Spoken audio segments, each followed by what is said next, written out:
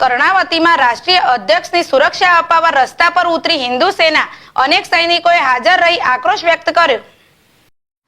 રાજસ્થાનમાં અજમેર શરીફ દરગાહને લઈ હિન્દુ સેના કોર્ટમાં ગયેલ છે, જે તારીખ હત્યા બાદ હિન્દુ સેનાના રાષ્ટ્રીય અધ્યક્ષ વિષ્ણુ ગુપ્તા પરત ફરતા હતા ત્યારે તેમના પર ફાયરિંગ થતાં પોલીસ તપાસનો ધંધો માટે ચાલી રહ્યો હતો અને રાષ્ટ્રીય અધ્યક્ષને પણ પોલીસ થાણા પર બેસવું પડ્યું હતું, જેના પડઘા ગુજરાતમાં પણ જોવા મળ્યા અને ગુજરાતના કર્ણાવતી ખાતે હિન્દુસ્તાનના સૂત્રોચ્ચાર અને નારાબાજી સાથે રસ્તા પર ઉતરી હતી। રસ્તાઓ ચક્કાજામ કરી હિન્દુ સેનાની સુરક્ષા માટે સરકાર પાસે માંગણી કરી હતી અને અનેક હિન્દવાદી નેતાઓની હત્યાઓ થઈ છે, પરંતુ સરકાર મૌન કેમ રહે છે?